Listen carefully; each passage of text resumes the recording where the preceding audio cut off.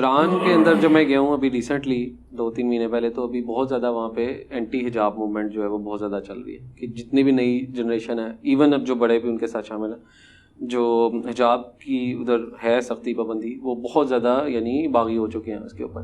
اس کے اوپر آپ کا کیا اوپینین ہے کہ یہ کیوں اس حد تک پہنچا ہے؟ اور یہ گریجولی ہوا ہے نا جی, اس میں ایران کی گورنمنٹ کی بھی تو کمزوری ہے نا. وہ جو ایک لڑکی مر گئی تھی جیل کے اندر یا حوالات کے اندر, اس کی وجہ سے سارے مسائل خراب ہوئے نا, ادھر سے یہ سارے کا سارا سلسلہ شروع ہوا. باقی ظاہر ہے کہ آپ اگر ایران کی ہسٹری دیکھیں نا, تو انقلاب ایران سے پہلے یہ بے حیائی کا مرکز تھا. 1950s میں ایران میں عورتیں مردوں کو حمام کے اندر غسل دیا کرتی تھی, مردوں کو نہیں, زندہ مردوں کو, مردوں کو نہیں. ہاں اچھا, آپ اندازہ کریں, اور یوٹیوب پہ وہ ویڈیوز بھی پرانی اویلیبل ہیں. اتنا پیراڈائم شفٹ ہوا خمینی صاحب کی محنت کے بعد, تو وہ ڈومیننٹ تو اس وقت مذہبی طبقہ آ گیا, لیکن یہ بھی پیرلل میں چلتا رہا طبقہ. پھر اب تو دنیا گلوبل ولیج بن چکی ہے. انٹرنیٹ آپ بند نہیں کر سکتے, یوٹیوب آپ بند نہیں کر سکتے, فیس بک آپ بند نہیں کر سکتے. تو وہ مغرب کے انفلوئنس کے اندر وہ بھی آزادی چاہتے ہیں کہ ہمیں آزادی ملے. اب انہیں یہ پتہ نہیں کہ اس آزادی سے انہوں نے کوئی ترقی کوئی نہیں کر لینی. جو ایران کے اوپر سینکشنز لگی ہوئی ہیں امریکہ کی, اس کی وجہ سے ان کا سارا مسئلہ خراب ہے. میرا خیال ایران میں تو ایرانی 50,000 ہوں تو $1 بنتا ہے. یہ تو پرانا ریٹ ہے.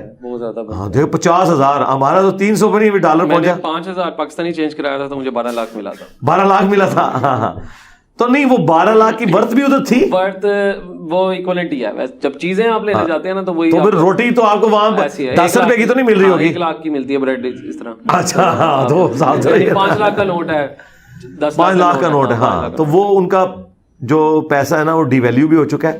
سروائیو وہ صرف اس لیے کر رہے ہیں, آئل ہے, وہ مقروض نہیں کسی کے آئل کی وجہ سے. آئل ہے پلس زمین بھی اگاتی ہے.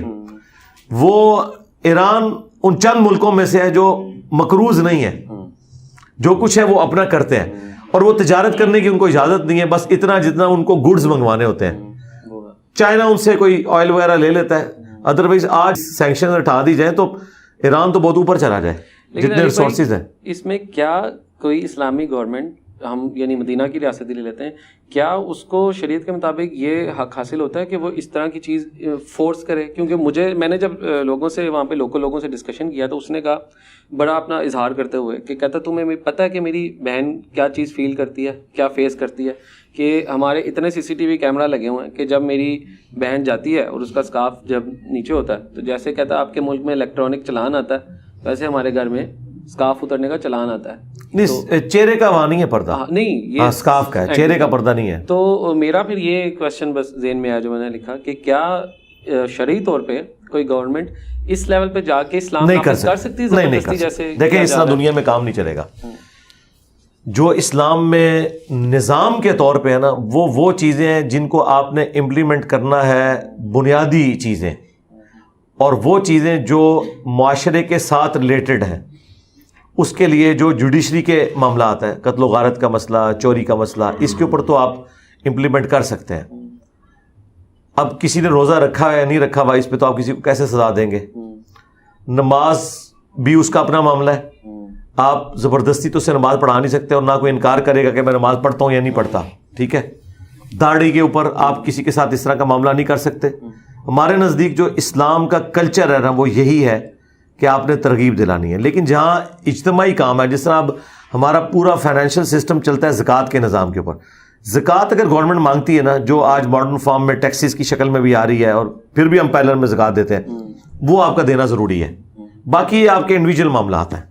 تو اس میں آپ کہتے ہیں کہ یہ گورنمنٹ کو نہیں کرنا چاہیے, یہ بالکل غلط کر رہے ہیں. میں نے نیکسٹ جو میری آنکھیں بہت زیادہ کھلی وہاں پہ, اور جو میں بہت زیادہ مجھے دکھ ہوا کہ 90% جتنی بھی ینگ جنریشن, کیونکہ میں جاتا ہوں ہاسٹلس میں رہتا ہوں جہاں پہ مجھے ینگ لوگ ہی ملتے ہیں وہاں پہ زیادہ, جب ان کے ساتھ میرا انٹریکشن ہوا, اور یہ ایک نہیں علی بھائی بہت زیادہ لوگوں سے ہوا, کہ جب ان سے بات کرتا تھا ان کے کویشچنس مجھے یہ ہوتے تھے, do you still believe that there is God? تو میں وہاں پہ شوق ہو جاتا ہے. میں تو اس ملک میں آیا تھا کہ جہاں پہ تو مطلب اہل بیت مزار وہ ہے, وہ بھی ایک لاٹ ہے جو ہے ابھی. نہیں تو وہ جس لاٹ سے آپ پریشان ہوئے ہیں وہ آپ کے اسلام آباد میں موجود ہے, وہ ہے ادھر آپ کا انٹریکشن نہیں نہ ہوا. مجھے شاید یہ لگ رہا ہے کہ آپ کو پہلے وہ ہر جگہ ہے. ہاں لیکن یہ کہ ادھر میں سمجھا شاید ایلیٹ ہے, ہمارے بھی شاید ہے ایک کلاس, لیکن میں نے ہر سرفیس لیول کے یعنی یونیورسٹی کے اندر اگر آپ کسی بھی بندوں سے ڈسکس کرتے ہیں تو ایتھیزم از لائک سرکار وہ ایتھیزم نہیں ہے, وہ بیسیکلی اپنی مرضی کی زندگی گزارنا ہے. ایتھیزم کوئی مذہب ہے ہی نہیں. ہاں اس کے لیے پھر میری مجبوری ہے کہ میں سب سے پہلے خدا کو ختم کروں. دیکھیں میری خواہشات اور میرے درمیان جو رکاوٹ ہے نا وہ خدا ہے. اگر میں کسی طریقے کبوتر کی طرح آنکھیں بند کر لوں نا, میں اپنی مرضی کی زندگی گزار سکتا ہوں. قرآن بھی اس کے اوپر گواہ ہے. قرآن میں بھی کئی آیات ہیں کہ جو لوگ اپنی مرضی کی زندگی گزارنا چاہ رہے ہیں نا وہ پھر خدا کے بارے میں اس قسم کی بلیو کریں گے یا اس کا ڈینائل کریں گے یا دوبارہ زندگی کوئی نہیں ہے. یا بنگلہ دیش میں چلے جائیں, آپ ویسے بنگلہ دیش میں دیکھیں آپ کو کوئی پبلک پروٹیسٹ نظر آئے گا نا, اگر 10,000 بندہ نظر آ رہا ہے 9,000 نے ٹوپیاں پہنی ہوئی ہیں داڑیاں ہیں, لیکن اگر آپ سوشل میڈیا پہ بیٹھ جائیں ان کی یونیورسٹیز میں چلے جائیں تو آپ کو لگے گا سارے بندے جو ہیں وہ بے دین ہیں.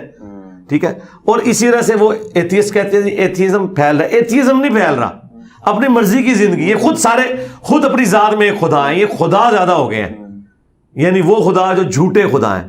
یہ انسان اپنی خواہش نفس کا اسیر ہے نا. قرآن میں بھی ہے افرأیت من اتخذ الہہ ہوا, والا اس شخص کو دیکھا جس نے اپنی خواہش نفس کو اپنا خدا بنا لیا. یہ سارے خدا ہیں جو آپ کو نظر آ رہے ہیں, یہ ڈینائل آف گاڈ کرنے والے نہیں ہیں, یہ خود گاڈ بنے ہوئے ہیں. بیسیکلی مرضی کو ہی وہ جی اپنی مرضی کے مطابق. ترکی میں بھی اسی طرح ڈسکشن ہو رہی تھی, ترکی تو گاڑ ہے, ترکی تو گاڑ ہے. یہاں تو لگتا ہے کہ پتہ نہیں طیب اردغان جو ہے وہ کسی صحابی کا بیٹا ہے اور باقی جو ہے تابعین ہوں گے سارے ادھر. توبہ چھڑ دو جناب ٹرکی نو. تو یہیں سے ایک اور پوائنٹ ہے کہ میں نے ابھی ریسنٹلی کیا سلطنت عثمانیہ کے جو ترکی سے اوپر والے سارے ملک ہیں جس میں یہ بوسنیا اور میسیڈونیا یہ سارے شامل ہیں, ساری ادھر سلطنت عثمانیہ پھیلی ہوئی ہے. وہاں سے ایک کویشچن میرے ذہن میں آیا کہ بہت زیادہ ہم لوگ خلافت کو بہت زیادہ ڈسکس کرتے ہیں, اور اس کا نام خلافت عثمانیہ تھا. پھر اس سے ریلیٹڈ ہماری برِ صغیر پاک و ہند کے اندر بھی اس زمانے کے اندر خلافت موومنٹ بھی چلتی رہی. ہمارا یہ جو رومانس ہے اس ورڈ کے ساتھ ہم مسلمانوں کا کہ خلافت لے کر آنی ہے یا موومنٹ ہے, یعنی خلافت کو تھوڑا ایکسپلین کریں, وہ ایسی کیا چیز ہے جو ہمیں اتنا جو ہے وہ اٹریکٹ کرتا ہے یہ ورڈ. پلس وہ جو حدیث صفین آئے گا جس میں 30 سال والی 30 سال تک خلافت راجدہ رہے گی, وہ ختم ہو گئی ہوئی ہے, اور بعد والی کو ہم سارا ملوکیت کہتے ہیں. تو بیچ میں یہ جو سلطنت عثمانیہ کو ایک دم پھر خلافت عثمانیہ کو کہتے ہیں, خلافت تو غلط نام ہے اس کا رکھا ہوا, بنو امیہ بنو عباس اور یہ سب چلتے رہے, لیکن یہ ملوکیت ہے جی. ہاں, اور پھر جب یہ ختم ہوئی تو پھر وہ خلافت موومنٹ, اس کو تھوڑا سا آپ ٹچ کریں. سرکار ہم احادیث کی روشنی میں حضرت حسن ابن علی کے صلح کرنے کے بعد کی جو حکومت ہے اسے خلافت نہیں مانتے. وہ جو خلیفہ لفظ استعمال ہوتا ہے نا وہ اس متبرک ٹرم میں نہیں ہوتا. یزید بھی خلیفہ تھا لیکن حکمرانی کے معنوں میں جو پوٹینشلی وہ جو تھا نا, جو اس ٹرم میں اس میں خلیفہ نہیں تھا, وہ بادشاہ تھا, ملک تھا. تو حدیث کے اندر موجود ہے. اچھا اب آ جائیں, اگر بنو امیہ کا یہ حال ہے, اس کے بعد بنو عباس کا, تو سلطنت عثمانیہ تے شاہی کوئی نہیں, یہ آٹومانم امپائر تھی. ہاں تو وہ جو ہے اس ورڈ کے ساتھ رومانس ہے. ہاں صرف ان کو کہ یہ نا ٹرکی کا نا ڈرامہ دیکھے میرا سلطان, تاکہ ان کا رومانس ختم ہو جائے کہ وہ یہ جو حکمران دکھا رہے ہیں نا یہی کچھ تھے. لیکن اگر میں دینی علماء کی نظر سے دیکھوں وہ کیا چیز اس کے ساتھ اٹیچ کرتے ہیں, وہ علماء کے وظیفے لگائے ہوئے تھے ان لوگوں نے. سلطنت عثمانیہ نے جتنا اسلام کو نقصان پہنچایا ہے نا, ایک تو شیعہ کا قتل عام, یہ لوگ بھی بہت اینٹی شیعہ تھے, ناصبی نہیں تھے, اینٹی شیعہ تھے. اچھا دوسری طرف ان کی جو اہل بیت سے محبت تھی وہ یہ تھی کہ آپ دیکھیں مساجد میں آپ کو 4 خلفاء کے بعد حسن و حسین کا نام ملتا ہے, اشرا مبشرہ کا بھی نہیں ملتا. وہ آیا صوفیہ میں بھی آپ دیکھیں اللہ محمد ابو بکر عمر عثمان علی حسن اور حسین لکھا ہوا ہے, اور انہوں نے باقی صحابہ کے نام تک نہیں لکھے ہوئے. اہل بیت سے ان کی محبت اعلیٰ درجے کی تھی. ٹھیک ہے, چاہنے والے تھے. اینٹی شیعہ تھے, ظاہر ہے سنی ایک تھا نا اسکول آف تھاٹ, پھر شیعہ موومنٹ کو دوبارہ کے لیے اپنے معاملات کرتے تھے. سلطنت عثمانیہ کے ساتھ ہمارا رومانس یہ ہے کہ ایک ہمیں شیلٹر حاصل تھا کہ حکمران مسلمان تھا, وہ اپنی سلطنت کو بچاتا تھا, اس کی وجہ سے آٹومیٹکلی مسلمانوں کی بھی حفاظت ہو رہی تھی. باقی جس طرح ان کو آپ کو اولیاء اللہ بنا کے پیش کرتے ہیں نا, ایسی کوئی صورتحال نہیں تھی. دیکھیں یار انہوں نے 40-50 تو صرف یہودی اور کرسچن کنیزیں اپنے حرم میں ڈالی ہوئی ہوتی تھی. ٹھیک ہے نا, یہ تو سیم مغل امپائر کو بھی اگر ہم دیکھیں چھوڑ دو سرکار. یہ ابھی جو یہ عبد الحمید کے اوپر جو انہوں نے ڈرامہ بنایا ہے, ٹھیک ہے, اس کو انہوں نے اس طرح پیش کیا کہ شاید وہ ابوبکر عمر عثمان علی تھا. آپ ذرا اس کی باقی بھی ہسٹری پڑھ کے دیکھیں کہ اس نے کتنی شادیاں کی ہوئی ہیں اور باقی اس کے معاملات کتنے تھے, تو آپ کو لگے گا وہ عربیوں والی سارا حساب کتاب ہے. باقی یہ والی وہ جو چیز تھی نا. دوسرا یہ علماء کو کھلاتے بلاتے بہت تھے. 12 ربیع الاول کو چھٹی پہلی دفعہ ڈکلیئر سلطنت عثمانیہ نے کیا ہے, اس کو سیلیبریٹ کیا ہے. علماء کے وظیفے لگاتے تھے, ان کو کھلاتے بلاتے تھے. سال میں ایک دن مولویوں کی روٹی فری ہو تو مولوی اصل میں ان کے حق میں فتویٰ دیتے تھے. ابھی بھی طیب اردگان فوج کے مقابلے میں کیوں جیت گیا ہے؟ وہاں فوج سیکولر ہے, اردگان رائٹ ونگ کا تھا, اور مسجد محراب اردگان کو سپورٹ کرتے تھے. اس وجہ سے وہ ٹینکوں کے آگے لیٹ گئے. یہی میں عمران خان کو سمجھا رہا ہوں کہ آپ کے ملک میں کسی نے ٹینکوں کے آگے نہیں لیٹنا. کیوں؟ مولوی جو ہے نا وہ فوج کی مٹھی میں ہے. اور کسی حد تک درست ہے, ہماری فوج پہ جس قسم کا بھی کوئی اوپر والا بندہ آئے نا, اوورآل ہماری فوج کا کلچر اسلامک ہے, کینٹ ایریا کا بہت ڈومیننٹ ہے. اور اس میں ضیاء الحق سے سخت نفرت کرتا ہوں, اس کی افغان پالیسی اور باقی چیزوں کی وجہ سے, جو سنی شیعہ کنفلکٹ یہاں, اور اس نے پراکسی وار سعودیہ اور ایران کی یہاں شفٹ کی. لیکن یہ میں اسے کریڈٹ دوں گا, اس نے تحویل قبلہ کیا ہے فوج کے اندر. جہاں پہلے شراب سرو ہوتی تھی, روح افزا سرو کروانا شروع کیا. اس ٹائم جامع شیرین نہیں سی ہوتا. اچھا, اور کئی ایک معاملات, پہلے داڑھی رکھنے کی اجازت نہیں تھی. اچھا, پھر یہ چونکہ دیوبندی اسکول آف تھاٹ کا تھا, اس نے پھر تبلیغی جماعت میں جانے کے لیے چھٹیاں وہ فوج کے اندر رائج کی کہ ٹھیک ہے آپ سروزے پہ جائیں. چلو 10 بندے نکلتے تھے نا, 7 اگر اپنے کام سے نکلتے تھے, 3 واقعی سروزے اور چلے میں نکلتے تھے. کرتے کرتے ایک کلچر چینج ہوا, اور آج اس وقت ڈومیننٹ مذہب کا کلچر ہے فوج کے اندر. اس وجہ سے جب بھی فوج پہ برا وقت آتا ہے نا, تو عوام اور مولوی, چونکہ عوام مولویوں کے زیر اثر ہے, تو یہ عوام فوج کے ساتھ کھڑی ہوتی ہے, پولیٹیشنز کے ساتھ نہیں کھڑی ہوتی. لیکن یہ کوئی عمران خان پتہ نہیں کیا چیز ہے یہ کوئی اللہ کی طرف سے کیا چیز آئی ہے کہ اس نے تو پورے کا پورا پیراڈائم ہی شفٹ کر کے رکھ دیا ہے. حقیقت بات ہے کہ میں خود حیران ہوں کہ یہ کوئی مرزانہ طور پہ معاملات ہو رہے ہیں. مجھے عمران خان صاحب کی سیاست سے بنیادی اختلاف ہے.